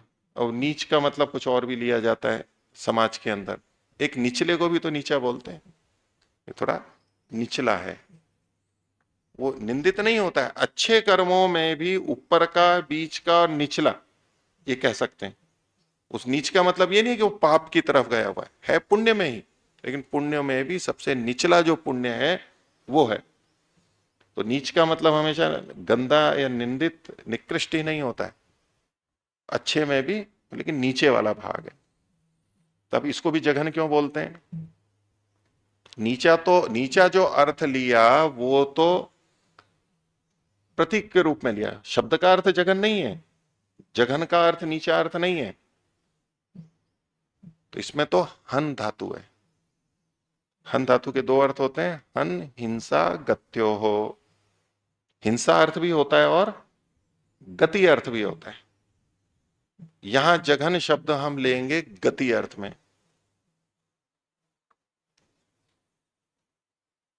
तो गति अर्थ में अब हम गति किससे करते हैं बताओ? गति किससे करते हैं? पैरों से करते हैं। और पैरों में भी सबसे अधिक कौन सी मांसपेशियां काम आती है पैर को उठाने में? पिंडली की भी होती है, ये तो काम तो सब आती है, लेकिन सबसे अधिक कौन सी काम में आती है? ऊपर वाली आती है। तो जिसके द्वारा हम गति करते हैं, जगन शब्द भी उणादि कोश में महर्षि ने लिखा है। देखो कैसे कहां से कहां अर्थ जाता है वो आप समझ लो व्याकरण की दृष्टि से। तो पश्चिम क्यों कहा? क्योंकि पश्चिम दिशा में होता है, नीचा होता है। और जघन्य शब्द भी हो गया, वो एक आता है ना कि केचित वदंती धनहीन जनो जघन्य, कुछ ऐसा कहते हैं कि जो धन से हीन व्यक्ति होता है, निर्धन, वो जघन्य है, सबसे निचला व्यक्ति। अब जघन्य का मतलब अपराधी नहीं है, निचला। जघन्य अपराध मतलब घोर अपराध, सबसे नीचा अपराध। कोई कहते हैं कि जो धनहीन है वो जघन्य है, जघन्य का मतलब वहां पर वो अपराध नहीं है, जघन्य का मतलब है निचला व्यक्ति है। जिसके पास पैसा नहीं है वो छोटा व्यक्ति है, बोल देते हैं ना, ये तो बहुत बड़ा आदमी है। भाई कैसे बड़ा आदमी है? अरे इतना बंगला है, गाड़ी है, मतलब पैसे से हम बड़ा मान लेते हैं, और पैसा कम हो तो बोले तो छोटा आदमी है। तो केचित वदंती धनहीन जनो जघन्य, केचित वदंती गुणहीन जनो जघन्य। दूसरे कुछ कहते हैं कि इसमें कोई गुण नहीं है, ये जघन्य। वो पैसे को नहीं देखेगा, वो गुणों को देखेगा। भी छोटा आदमी है, इसके गुण कम है, बड़ा आदमी है, इसमें गुण बहुत है, ये बहुत बड़ा आदमी है। अब वो पैसा नहीं देख रहा है, वो अन्य गुणों को देख रहा है। ये दो तो लोक में प्रचलन है ही, कौन किसको बड़ा मानता है, कौन किसको छोटा मानता है। तो केचित वदंती धनहीन जनो जघन्य, केचित वदंती गुणहीन जनो जघन्य। व्यासो वदत्ति अखिल शास्त्र प्रणेता, वेद विशेषज्ञ अखिल शास्त्र विदाम प्रणेता है, शास्त्र गिराम प्रणेता, ऐसा भी मिलता है कि व्यास जी बड़े ऋषि माने जाते हैं, जिनके नाम से व्यासपीठ मानी जाती है, प्रसिद्ध हैं। तो केचित व्यासो वदति, कैसे वेद, अखिल शास्त्र गिराम प्रणेता या रचयिता, जो भी कहें जानने वाले, नारायण स्मरण हीन जनो जगन्य। नारायण यानी भगवान के स्मरण से रहित जो मनुष्य है वो जघन्य है। अब जघन्य का मतलब निचले स्तर का है। उनका निष्कर्ष था कि ब्रह्म या परमात्मा के स्मरण से रहित जो मनुष्य, अब चाहे उसके पास कितने गुण हो, चाहे उसके पास कितना धन हो, लेकिन अगर ईश्वर स्मरण नहीं है तो वो जघन्य है, निचले स्तर का है। ये उनकी एक दृष्टि थी। अब ये जो सब जघन्य शब्द मतलब निचले के अर्थ में, तो यहां पर भी जो कहा गया, पुरा प्रातर अनुवाकस्य उपाकरणा जघनेन गारहपत्य जघनेन, गारहपत्य के जघन भाग में मतलब निचले भाग में, पीछे के भाग में। ये जो यज्ञ का क्षेत्र है वो एक शरीर मानते हुए ये निचला भाग हो गया, जैसे हमारा निचला भाग ये होती है। लेकिन तो ये तो कहते हैं जघन। जघन क्या हुआ, तो हंति ये न यतवा, जिसके द्वारा हंति, हंति का मतलब हम सामान्यतः मारना बोल देते हैं, लेकिन यहां पर गत्यर्थक है, जिसके द्वारा चलता है, गति करता है, जिसके द्वारा कर्म करता है। हंति ये न यदवा, या जिसको गति करते हैं, हन्यते वा हन्यते, जिसके द्वारा, मतलब हंति या हन्यते दोनों अर्थों में। जघनम, उसको जघन कहते हैं, उरु कहते हैं, उरु तदस्य यद वैश्य, इस भाग को। जानो हो ऊपरी भागो वा, जानू का, जानू कहते हैं घुटने को, जानू संधि बोलते हैं ये, तो जानू का जो ऊपरी भाग है उसको जघन बोलते हैं। और जघन क्यों बोलते हैं, क्योंकि इसके द्वारा गति होती है, कर्म होता है। हमारी मुख्य गति किससे होती है, पैरों से होती है, जंघा से होती है। पैरों को ले लो, और पैरों में भी जंघा से होती है, मांसपेशियों, पैर को उठाना करना उसी से होता है। अब हम अपने कर्मों को भी देखिए, अब ये बुरे अर्थ में बिल्कुल भी नहीं है, तो जो जघन के समान है, इव अर्थ में यत प्रत्यय कर देंगे, कि जो जघन के समान है उसको जघन्य बोलते हैं। इव अर्थ में यत प्रत्यय कर देंगे, जघन के समान, जघन नहीं, जघन तो वो हो गया जो गति करता है, जो नीचे का भाग है उसके समान जो है उसको जघन्य कहेंगे। तो पैर अपने आप में निंदित नहीं है, अच्छे अर्थों में है। तो अब इसको आप देखिए कि हमारे जो शरीर के कर्म हैं, हम कई तरह से कर्म करते हैं, कर्मेंद्रियों से करते हैं। तो पाद हमारे एक कर्मेंद्रिय हो गई, उसके बाद में दूसरी मुख्य इंद्रिय हो गई हमारे हाथ, और तीसरी मुख्य इंद्रिय हो गई हमारी वाक। इन तीनों के कर्मों में देखें तो इसमें गुणवत्ता की दृष्टि से, क्रियाशीलता की दृष्टि से पैर बहुत गति करते हैं, हाथ भी बहुत करते हैं। अगर पैर और हाथ में से देखें तो किसके कर्म अधिक अच्छे होते हैं, पैर से कर्म अधिक अच्छे होते हैं, या तो हाथ से अधिक अच्छे हो सकते हैं। हाथ से हम अधिक कर सकते हैं, जबकि आकार छोटा है इसका। और हाथ से अधिक कर्म कर लेते हैं, या तो वाणी से अधिक कर्म कर लेते हैं। वाणी से हम अधिक कर्म कर लेते हैं, अच्छे भी कर सकते हैं बहुत। तो ये तीनों कर्मेंद्रियां मुख्य, इन तीनों में वाणी सबसे ऊपर हो गई, हाथ उससे नीचे होगा, और पैर तो सबसे नीचे वाला कौन हुआ, जघन सबसे निचला हुआ। यद्यपि कर्म में बहुत कुशल है, बहुत कर्म करते हैं, लेकिन ये उसमें निचला हुआ, निचला कर्म का, कर्म की इंद्रिय हुई है हमारी। इन तीन की दृष्टि से मैं कह रहा हूं। तो इसलिए जघन का मतलब जो जघन की तरह है वो जघन्य है, नीचे का भाग है, और ये कुंड का निचले भाग में आके बैठता है। बस इतना ही जघन्य का अर्थ है, नहीं तो वो पाप अर्थ लेंगे तो वहां क्यों आके बैठ रहा है फिर वो। लेकिन दिशा उत्तर की तरफ है। अब ये जघन्य शब्द भी यहां पर जोड़ा है कि जो तीनों सवन है, इसमें हम अपनी निचली स्थिति को छोड़कर के ऊपर की स्थिति में जाते हैं। इसमें देखिए आपके शब्द दूसरे भी आएंगे। तो मैं अभी निचली स्थिति में हूं और मैं उत्तर की तरफ मुख कर रहा हूं, तो प्रातः सवन से भी मैं ऊंचा उठाऊं, द्वार खोल दो, वो सारी बात आती है ना, आ चुकी है अपावृणु वाली ना। हाँ, तो लोक द्वारम अपावृणु, लोक के द्वार को खोल दीजिए। पश्चिम त्वा वयम, ये जो सब राज्यम, फिर स्वराज्यम भी आएगा, साम्राज्यम, वैराज्यम आएगा, राज्य, वैराज्य, स्वराज्य और साम्राज्य, चार स्थितियां यहां पर आगे बताएंगी। तो उधर मेरे को बढ़ना है, मैं आगे बढ़ूंगा दोष को हटा करके। और कैसे कहा है यहां पर देखो, वो शब्द आगे आएंगे। अ,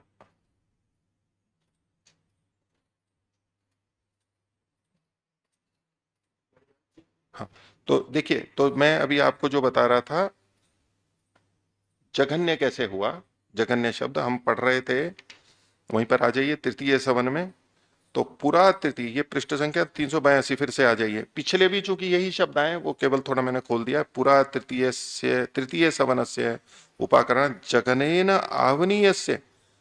तो आवनीय का जो जघन भाग है नीचे वाला, उसमें उदंग मुख उपविश्य स आदित्यम, आदित्य को, स वैश्वदेवम सामाभिगायति, साम अभिगायति। आदित्य साम का गान करता है और वैश्वदेव का भी गान करता है। तो देखिए, पहले वाले में प्रातः सवन में वसु, दूसरे में रुद्र और तीसरे में आदित्य, और आदित्य के साथ में सारे देव दूसरे भी ले लिए, विश्वदेव। दो बातें कही, पहले एक एक था, सभी देव आ गए, ये ऊपर की स्थिति हो गई। और गा करके क्या बोलता है, उसी तरह का वाक्य जो पहले हुआ, लोक द्वारम अपावृणु, लोक के द्वार को आप अपावृणु, हटा दो। अपावृणु, अपावृणु में भी क्या शब्द है, अप आवृणु। अप कहते हैं हटाने को, दूर करने का, अपसारय।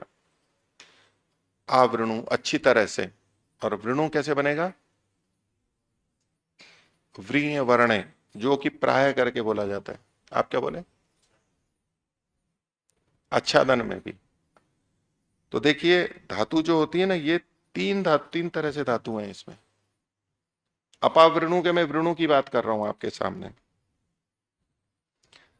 देखिए, एक तो जो हम व्रीय वर्णे बोलते हैं, ये स्वादिगण की है, उसका वृणोति या वृणुते, परस्मैपदी आत्मनेपदी दोनों रूप बनते हैं। उसमें वृणु नहीं बनता है रूप, वृणु उसमें नहीं बनेगा। जो स्वादिगण की होगी उसमें वृणु शब्द ही नहीं बनता है। तो इसलिए व्रीय वर्णे को यहां पर नहीं लाना चाहिए। ठीक है, संगति तो लगा लेंगे हम धातु से, लेकिन वहां रूप ही नहीं बनता है। अपा वृणु, वृणु जो है ये लोट लकार मध्यम पुरुष एक वचन है। कौन सा लकार है, लोट लकार मध्यम पुरुष एक वचन। तो जो वृणु व्रीय वर्णे हैं स्वादि, उसके लोट मध्यम पुरुष एक वचन में वृणु बनता ही नहीं है। तो इसका क्या मतलब हो गया कि जो वृणु व्रीय संवर्ण जो ये इस गण की नहीं है, स्वादि गण की नहीं है। दूसरा वृंग संभक्त धातु है, वृंग संभक्त क्रियादि गण की है। वृंग संभक्त बनने को उससे भी बन जाता है, जिसका कि वृणीते आदि क्रियादि गण की धातु है, तो वृणीते आत्मनेपद में ही बनता है। स्वादि में आत्मनेपदी परस्मैपदी दोनों बनते हैं, और उसमें ना आत्मनेपद में लोट प्रथम लोट मध्यम पुरुष एक वचन, और ना परस्मैपद, किसी में भी वृणु नहीं बनता है। जैसे आपने श्रृणु शब्द सुना है, श्रृणु बनता है ना, वो भ्वादि गण की है। तो भ्वादि गण में एक धातु है व्री संवरणे, व्री संवरण भ्वादि गण की धातु है। वहां पर यह रूप बन जाएगा, जिसको कि वहां पर वरति बनता है, वरति। प्रथम लट लकार प्रथम पुरुष एक वचन में क्या बनेगा, वरति, जैसे गच्छति, वरति, व्री संवरणे, उसमें वृणु बनेगा, उसमें वो रूप बनेगा। तो धातुएं दिखने में एक जैसी हैं अनुबंध हटा करके, लेकिन ये किस गण की ली गई उसके रूप से हमें पता लगता है कि ये भुआदि गण की ली गई। अपा वृणु दूर हटा दो, लोट लकार में सामने वाले को कह रहे हैं। तो अपा वृणु पश्येमत्वा वयम, हम तुझे देखें, मैं तुझे देखूं, हम तुझे देखें। और यहां पर स्वराज्याय, बाकी जो ये लिखा है ना, स्वाहुम आज्यायो आ इति, स्वराज्याय, तो राज्य और वैराज्य, उससे ऊंची स्थिति हो गई, मध्यम दिन माध्यम दिन, और ये तृतीय सवन है तो कहा स्वराज्य। अभी आगे एक और ऊंची स्थिति आएगी। आगे देखिए, इति आदित्यम, ये जो 13वें में प्रारंभ में लिखा है ना आदित्यम, ये आदित्यम का संबंध 12वें वाले से है। क्योंकि यहाँ पर 11वें में आपने देखा ना, उपविश्य से आदित्यम स वैश्वदेवम साम अभिगायति, तो पहले आदित्य का गान किया। तो ये जो आदित्य शब्द है 13वें के प्रारंभ में, ये वास्तव में कहाँ से संबंधित है? 12वें से संबंधित है। आगे कहते हैं अथ वैश्वदेवम, अब वैश्वदेव के बारे में कहा, क्योंकि 12वें में आदित्य शब्द कहीं नहीं आया है, सामगान वाले में आदित्य शब्द ही नहीं आया है, वो उधर आगे चला गया है। अथ वैश्वदेवम, अब वैश्वदेव के लिए कह रहे हैं, वैश्वदेवम लोकद्वारम अपावृणु, उसी तरह से खोलने को कहा। पश्येम त्वा वयम साम्राज्य, इसको यहां पर साम्राज्य शब्द से कहा। तो देखिए, जो आदित्य ब्रह्मचारी होता है उसमें आदित्य से जो हुआ उसके लिए शब्द क्या बोला? स्वराज्य। और वैश्वदेव के लिए जो हुआ तो यहां क्या शब्द बोल दिया? साम्राज्य। साम्राज्य शब्द का ये अंतर है इनमें भी, तो साम्राज्य और इसको पूरा कर दिया। आगे अथ जुहोति, अब वो आहुति देता है, होम तो करना ही है उसको। अथ जुहोति नमः आदित्येभ्यश्च विश्वेभ्यश्च देवेभ्यो, तो आदित्य का भी कहा और विश्व देवताओं, समस्त देवताओं का भी कहा। दिवीक्षितभ्यो, द्युलोक में जो रहने वाले हैं, आदित्य है जो दिवीक्षित, क्षित का मतलब क्षी निवास गत्यो, निवास जो उनका स्थान है वहां पर। तो आदित्य लोक, आदित्य जो है, आदित्य एक देवता माना जाता है, वो कौन से लोक में रहता है? द्युलोक में रहता है। पीछे भी आपने देखा, भूलोक अग्नि, अंतरिक्ष लोक वायु और द्युलोक आदित्य। ठीक है, अंतरिक्ष लोक में उसमें वायु था, और इसको आप उससे भी जोड़ के देखिए वेदों से। ऋग्वेद के महर्षि अग्नि भूलोक के, यजुर्वेद के वायु अंतरिक्ष वाला, और सामवेद के आदित्य, अग्नि वायु आदित्य। ये 3 शब्द आप यहां पर देखिए, ब्रह्मचर्य वाले में भी देखिए, लोकों के साथ भी देख लीजिए। अग्नि ऋग्वेद, ज्ञान यजुर्वेद, कर्म वायु, और फिर उपासना आदित्य सामवेद। वेदों के अनुसार भी आप इन्हीं तीनों शब्दों को देखिए, वो जो 4 महर्षियों के नाम लिखे हुए वो इन्हीं नामों से वहां पर उनके नाम लिखे गए। जिनको भी वेद का ज्ञान परमात्मा ने दिया उनके नाम भी इनसे के साथ में संबंध जोड़ करके देखिए, अग्नि वायु और आदित्य। तो द्युलोक का देवता आदित्य है, और वो तीसरा जो है वो सामवेद है, ये सामगान कर रहा है, ये उपासना से जुड़ा हुआ है। हाँ, और लोक क्षितिभ्यो, अन्य जो है विश्वदेव है, वो अलग अलग लोकों में जहां जहां भी हैं उन लोकों में, लोकम में यजमानाय विंदता, ये जो सारे लोक हैं मुझ यजमान को प्राप्त कराओ, मैं उन लोगों को प्राप्त करूं, मतलब वहां जो फल मिलना है वो मुझे प्राप्त हो, मैं उन स्थानों को प्राप्त हूं। कोई यदि कहे कि जी मेरे को उस राजभवन में स्थान दिला दो, तो क्या मतलब हुआ? कि मेरे को वो कमरा दिला दो, क्या मतलब हुआ? उस कमरे की सुविधाएं वहां पर प्राप्त हो जाएंगी, वो भवन प्राप्त हो जाएगा, वो फला चीज, तो भाई उससे संबंधित सुविधाएं प्राप्त हो जाएंगी। कि मेरे को जी इस धर्मशाला को मैं नहीं, मेरे को इस धर्मशाला में रखो, मेरे को इस होटल में रखो, उसका क्या मतलब हो गया? उस स्थान का मतलब उस स्थान पर होने वाली सुविधाएं सारी हो गई। किसी एक होटल में भी जाएं तो उसमें भी अलग अलग स्तर के कमरे होते हैं, तो उसने किसी ने सबसे ऊंचे वाला, जी मेरे को वो कमरा चाहिए, मतलब उस कमरे की सुविधाएं साथ में जुड़ी हुई हैं। तो ऐसे ही इन लोगों को प्राप्त करने का मतलब है वहां की सुविधाएं, स्थितियां, अनुकूलता फल के रूप में प्राप्त करना। हाँ, पूछिए। ओम नमस्ते मुनि जी। तीनों लोकों के तीनों देवता के बारे में एक प्रश्न था, पहले से, काफी पहले से भी था कि पृथ्वी स्थानीय अग्नि और अंतरिक्ष स्थानीय वायु और द्यु विद्युत, स्थानीय। हाँ अंतरिक्ष में विद्युत भी मानी जाती हाँ, है, वही प्रश्न है। तो अलग हो, अग्नि हो गई ना दोनों। हाँ और कि आदित्य में भी अग्नि है, ये तो तो जो दूसरे दूसरे देवता के रूप में कभी तो विद्युत का ग्रहण किया जाता है और कभी वायु का किया जाता है, तो अगर इस तरह से समुच्चय करेंगे तो फिर वो 4 हो जाते हैं फिर, लेकिन त्रिदेव ही लेते हैं। 3 प्रसिद्ध हैं। आप अंतरिक्ष में चाहे आप कैसी उपासना करें, आप वायु को ले सकते हैं, और कहीं पर उन्होंने विद्युत को भी लिया है, दोनों है। कुल मिलाकर के आपको 3 ही लेने हैं, अच्छा। कुल मिला के 3 ही लेने हैं, जब जब जिस भी शैली से हैं, या बीच में है उसको आप बदल सकते हैं। दिल्ली से मान लीजिए कलकत्ता गाड़ी जा रही है, तो एक कोई बनारस होकर के जाती है और कोई एक दूसरी जगह से जाती है। शुरुआत वही है, बीच में दो रास्ते और आगे जाके फिर मिल जाते हैं वहां पर ही। कोई वहां से होके जाती है, कोई इधर से होके जाती है। तो वहां जो बीच में है तो कुल मिला के तो एक ही रास्ता है, वहां तक पहुंचना है। ऐसा जो लोक में या तो हमारे शास्त्रों में मिलता है उसके अनुसार, तो इसमें कोई परस्पर विरोध की बात है। चार देवता, यूं तो बहुत सारे देवता है ना, तो भूस्थानी देवता भी तो बहुत सारे हैं। तो यूं तो देवता सारे हो गए, बहुत सारे हो गए। इसको मुख्यता के आधार पर कथन है ये। इसको हम ऐसे समझ सकते हैं, मतलब जब हम अग्नि को कहना चाह रहे हैं कि तीनों लोकों में अग्नि एक देवता है, जब अग्नि को कहना चाह रहे हैं तो अंतरिक्ष में अग्नि बतानी है विद्युत तो ले लेंगे, विद्युत लेंगे। ले लेंगे। और देवता जो हर समय विद्यमान रहते या प्रभावशाली रहते, तो अग्नि तो तब मध्य मतलब अंतरिक्ष में अग्नि, वो विद्युत तो तभी होती है जब वर्षा ऋतु होती है और बहुत जोर से वर्षा होती तब होता है। ठीक है, पर वायु तो हमेशा निवर्तमान रहता है, तो ठीक है, उस दृष्टि से प्रभावशाली वायु अधिक समय रहता है, ले तो वो सकते हैं। देवता देखो में। दोनों लिया है, उसमें कोई विरोध नहीं है, दोनों मान के चलिए बस। आगे देखिए 15वां, एष वै यजमानस्य लोकः, ये यजमान का लोक है। वैसे किसके लोक थे ये? अलग अलग देवताओं के लोक थे ना। पुण्यकृत किया, पुण्यकृत लोक वाले हो गए, इनके योग हो गए, लेकिन अब यजमान भी वहां पर पहुंच गया है, तो यज्ञादि की दृष्टि से भी और जो अपने नियमों का पालन कर रहा है उस दृष्टि से भी वो उस लोक में पहुंच गया, तो वो उसी का लोक हो गया अब। एष वै यजमानस्य लोकः लोके, ये जो है, ये जो यजमान के लोक में मैं एतास्मि, मैं एतास्मि, फिर वो की वही बात आ जाएगी आपको पीछे बताया था ना। एतास्मि, एक तो है कि मैं, तो इसका है पहुंच जाऊंगा, लेकिन ये कौन सा लकार है? लुट लकार है। अनद्यतन भविष्य में आएगा और अनद्यतन परोक्ष भविष्य के अंतर्गत ले लेंगे इसको। ऐसा मैं प्राप्त करूंगा।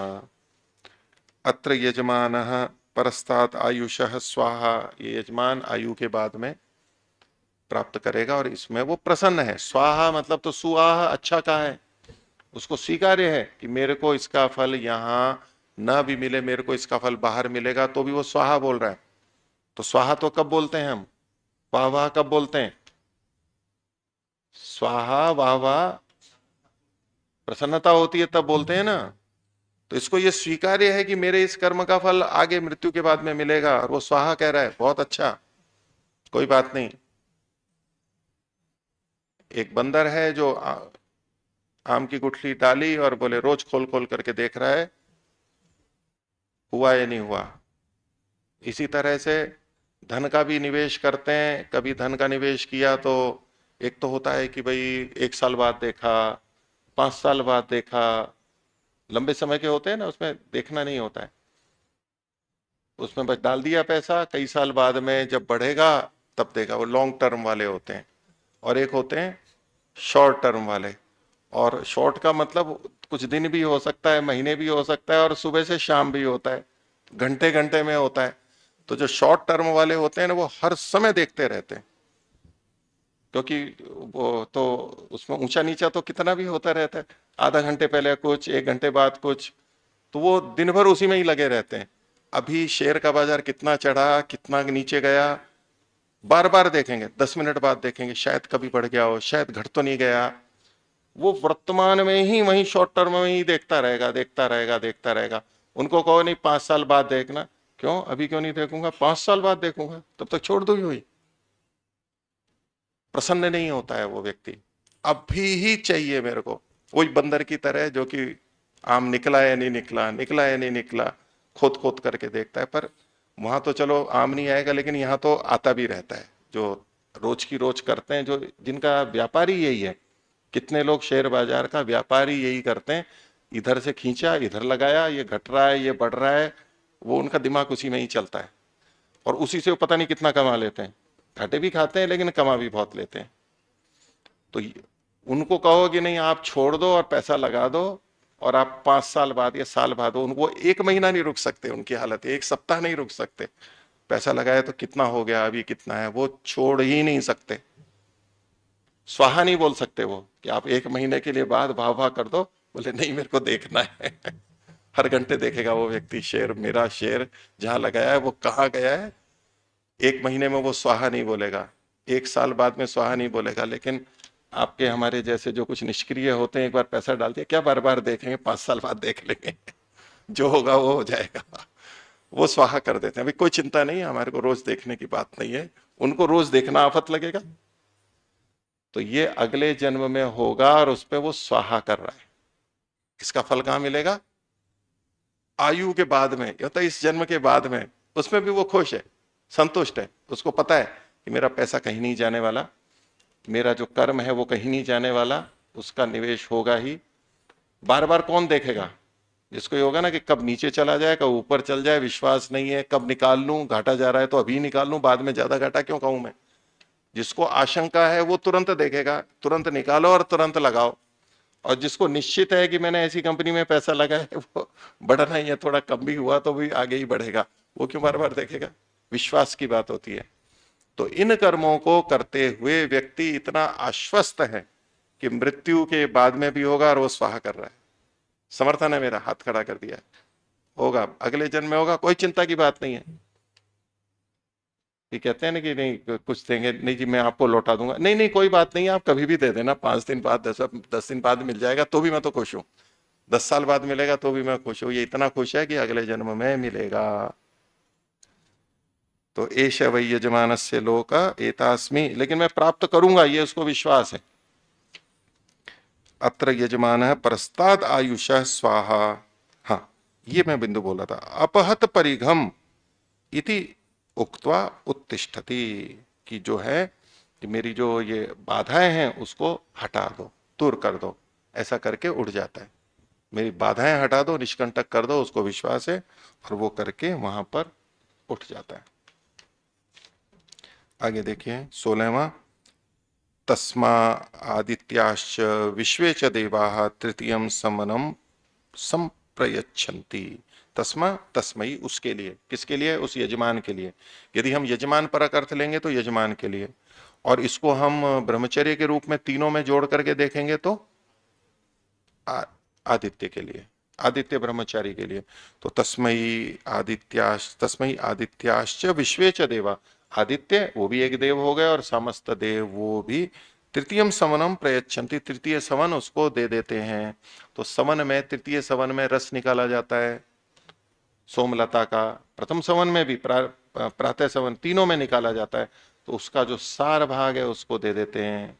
जो इस तरह करता है उसको आदित्य, उसको विश्व देवा, जो ये सारे देव हैं उसको सार निकाल करके दे देते हैं, उसको सार मिल जाता है।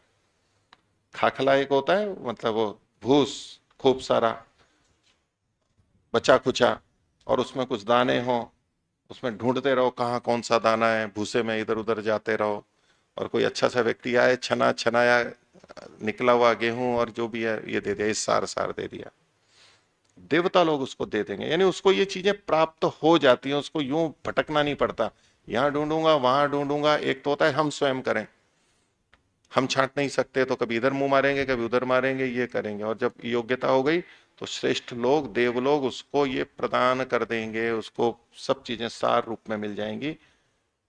ये एक तरीका, रीति हो गई भाई, हाँ इस जगह जाएंगे और यहां से मेरे को सार सार मिल जाएगा, तो वो उसको देते हैं। एष हवै यज्ञस्य मात्राम वेद, तो वह जो है, जो यज्ञ की मात्रा को, मात्रा का को क्या है, उसका जो भी फल है, जो परिणाम है, उसको जो जानता है। एष हवै यज्ञ से मात्राम वेद या एवं वेद, या एवं वेद, जो इस प्रकार से जानता है वो ही यज्ञ की मात्रा को जानता है। या एवं वेद, ऐसा हवै यज्ञ से मात्राम वेद, वही व्यक्ति यज्ञ के परिणाम को जानता है। कौन? जो या एवं वेद, जो ऐसा जानता है, जो ऐसा जानता है। कैसा जानता है? कि मेरे को देवताओं से सार मिल जाएगा। वो यही नहीं देखता कि मेरे को ये क्या मिला, ये क्या मिला, अभी नहीं देखेगा वो तुरंत। वो तुरंत देखेगा कि यज्ञ किया है तो वायु कैसी हो गई, ये कैसा हो गया, कुछ लाभ मिला या नहीं मिला। आज यज्ञ किया, सुबह सुबह यज्ञ किया, बोले आज दिन में तो फिर ग्राहक आए ही नहीं मेरे ज्यादा। ये मैं नौकरी के लिए गया था तो नौकरी तो लगी ही नहीं, साक्षात्कार तो मेरा, जो मेरे को क्या कहते हैं वो कॉन्ट्रैक्ट करते हैं, किसी से सौदा करते हैं, बोले ये तो सफल ही नहीं हुआ। करके तो यज्ञ गया था लेकिन हुआ नहीं कुछ मेरे को। वहां तो वहां मैं प्रणाम करके गया था, वहां ये फूल चढ़ा करके गया था, लेकिन हुआ नहीं कुछ। आज मैंने सोचा था कि आज मेरे अधिकारी मेरे से प्रसन्न रहेंगे, लेकिन आज भी नाराज तो हो गए। वो तुरंत को देखता है व्यक्ति, तत्काल तत्काल को देखता है। तो बोले वो यज्ञ के फल को, मात्रा को जानता ही नहीं है, क्योंकि तत्काल होता ही नहीं है। यज्ञ के फल को कौन जानता है? जो ऐसा जानता है कि मरने के बाद भी मेरे को हो जाएगा, वो जानता है। इसको वही आम वाले उदाहरण में देख लीजिए कि जो आम की गुठली को बो दिया और रोज खोल खोल के देख रहा है कि आम आया नहीं आया, वो आम के फल को जानता है या नहीं जानता है? कौन जानता है? जिसने लगा दिया, खाद पानी देगा, और अभी कई साल के लिए छोड़ के बैठा है, 5-10 साल जितना भी है, जब भी फल आते हैं तब तक के लिए छोड़ करके बैठा हुआ है। बोले ये फल को जानता है। बंदर की बात सुनकर के क्यों मुस्कुराहट आ जाती है हमारे को? मूर्खता है। किस बात पे? कि वो जानता नहीं है। यज्ञ के फल को वो नहीं जानता है, उसके आम के फल को, गुठली के फल को वो जानता ही नहीं है। तो जो ऐसा करता है, इन ब्रह्मचर्य आदि के पालन में इतने वर्षों तक लगाना, और अथवा तो ये यज्ञ करना, इसके फल को जो ये जानता है ना कि मेरे को कब मिलेगा कब मिलेगा, ऐसे नहीं जानता है कि मृत्यु के बाद में होगा, इसका मतलब है वो उसके फल को जानता ही नहीं है। अभी जानता ही नहीं है वो। कौन जानता है? ये क्योंकि परोक्ष में होने वाले हैं, ये अनद्यतन है, ये अगले जन्मों में होने वाले हैं। पर आज का तो समय ऐसा है कि वो कहते हैं कि जी अगला जन्म किसने देखा है, हम क्यों करें, हमारे को बहका रहे होंगे, ये तो यूं ही अभी का है, बस अभी का है, बस उतना जितना होता है। हम तो प्रत्यक्ष में विश्वास करते हैं, हम कल्पनाओं में नहीं जीते। ऐसे ही यूं कल्पना में किसी ने बहका दिया, और हमको तो बस प्रत्यक्ष है। हम तो वैज्ञानिक हैं, हम तो साइंटिस्ट हैं, हम तो बस वैज्ञानिक बुद्धि वाले हैं। तुरंत होगा तो मानेंगे, नहीं तो नहीं मानेंगे। तुरंत दिखना चाहिए। ये कौन सी बात हुई कि भविष्य में होगा, क्या होगा? इस शैली के मनुष्य हैं, वो इसके फल को जानते ही नहीं, उसकी मात्रा को जानते ही नहीं कि इससे क्या हो सकता है। यही बात परोपकार की भी है। यज्ञ तो बहुत व्यापक हो गया कि जी हम सेवा कर रहे हैं तो भाई क्या मिलेगा। इस आपने सेवा की तो उसने कुछ अपने पास से कोई सेव फल निकाल के दिया, कोई 2-4 रुपए दिए। सेवा की तो बोले 100 रुपए दिए या नहीं, कुछ दिया या नहीं। एक तो वो सोचेगा, बोले ये सेवा के फल को जानता ही नहीं है, क्योंकि वो उतना ही देख रहा है। जैसे सेवा का तो बहुत बड़ा हो सकता है, वो दे या ना दे, सेवा कर दी, फल जब मिलेगा मिल जाएगा। हाँ, ये फल को जानता है, ये जानने वाला है। वास्तविक फल को जानने वाला ये है, क्योंकि वो अभी उतावला नहीं हो रहा है कि अभी तुरंत मिले। नहीं किया तो इसका मतलब है कि फल ही नहीं है, वो ऐसा मान के चलता है। तो ये जो भविष्य का यहाँ पर कथन किया गया, अगले जन्म तक की बात कह दी गई, वो हमें स्वीकार्य हो तो ये सब कुछ है। तभी तो व्यक्ति अंतिम समय तक भी अच्छे कर्म करता है। एक प्रश्न उठाया जाता है कि अगला जन्म है या नहीं है। बोले यदि अगला जन्म नहीं होता तो कोई व्यक्ति, एक ऐसे युक्ति देते हैं, अंतिम समय तक क्यों परोपकार करता है? मरते मरते भी, मरने से पहले भी कुछ ना कुछ अच्छा करने का प्रयास करता है। क्यों करता है? क्योंकि उसको तो वहां तो मिलना ही नहीं है। जब पता है, अब कोई अंतिम समय तक भी पेड़ बो रहा है, वृद्धावस्था आ गई, अभी मान लीजिए 70, 75, 80 साल के हो गए, ये 90 से ऊपर के हो गए, अभी भी पेड़ बो रहे हैं। बोले आप खाओगे क्या इनके पेड़, इनके फल? भाई इनके जब जब तक जीवन है वो तो आने ही नहीं है, फिर भी क्यों बो रहा है आदमी? क्यों बो रहा है? अगर जिसको ये पता है कि अभी ही होगा, अभी ही मिलना चाहिए, तो वो अंतिम समय में नहीं करेगा कुछ भी, क्योंकि उसको फल ही नहीं दिख रहा है, क्योंकि मैं मर जाऊंगा, उसके बाद तो क्या होना है। तो जो अगले जन्म को मानता है, परोक्ष फलों को मानता है, वो अंतिम समय तक भी कुछ ना कुछ करता रहेगा, परोपकार करता रहेगा, क्योंकि उसको पता है बाद में मिलने वाला है। तो हम चूंकि अंतिम समय तक कुछ अच्छा करते रहते हैं, चलो परोपकार के लिए नहीं तो अपने बच्चों या किसी के लिए भी कोई करता रहता है अंतिम समय तक कुछ ना कुछ, तो कुछ भविष्य के लिए सोच करके कर रहा होता है। तो ये सारा का सारा सिद्धांत हमारे को पता लगता है। एक दृष्टि इन्होंने प्रदान की, इनके फल परोक्ष होते हैं, मिलते हैं, वो देवताओं से मिलते हैं, छने छनाए मिलते हैं, सवन किए हुए सार रूप में मिलते हैं, भटकना नहीं पड़ता, नहीं तो भटकते रहो अपनी तरफ से। तो ये इसके प्राशस्त्य है, इसकी प्रशस्ति बताई जा रही है, श्रेष्ठता बताई जा रही है, और ये एक उपासना का फल है।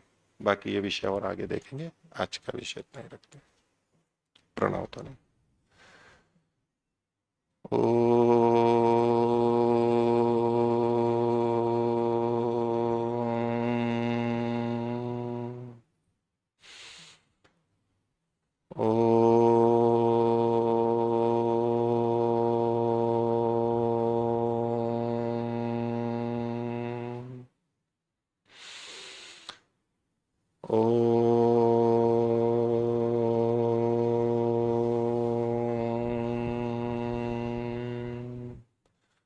शांति शांति शांति।